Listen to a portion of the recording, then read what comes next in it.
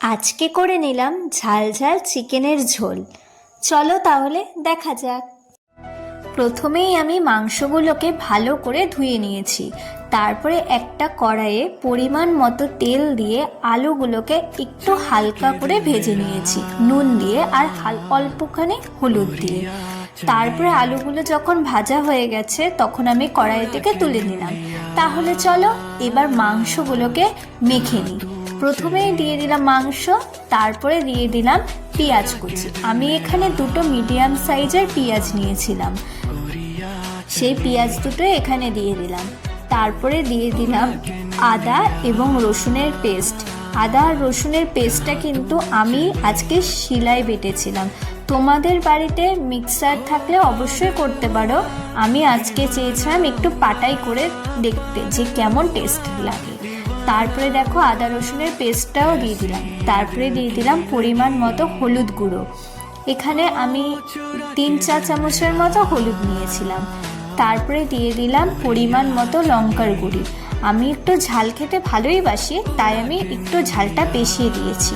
আর মাংস না ঝাল ঝাল না করলে আমার অত একটা ভালো লাগে না, তাই ঝালটা একটু বেশি দিয়েছি। তারপরে দিয়ে দিলাম জিরে গুঁড়ি। জিরে গুঁড়ি এখানে আমি 1 চা চামচের মতন দিয়েছি, তোমরা তোমাদের পরিমাণ মতন দিতে পারো। আচ্ছা, তোমাদের বাড়িতে কেমন করে মাংস করে?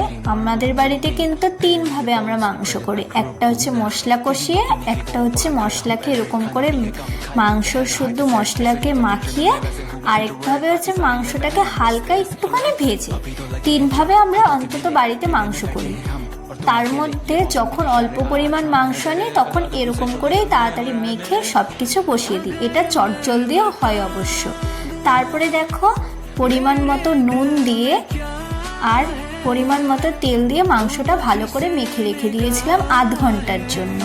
তারপরে কড়াইয়ের একটুখানি তেল দিয়ে তার মধ্যে একটা হাফ তেজপাতা, পরিমাণ মতো জিরে এবং একটা শুকনো লঙ্কা ভেঙে দিয়ে দিলাম। তারপরে তেল যখন খুব ভালো করে গরম হয়ে যাবে তার মধ্যে মাংসগুলোকে দিয়ে দিলাম। তারপরে দেখো মাংসগুলোকে দিয়ে দেওয়ার পর কিছুক্ষণ নেড়ে নিলাম।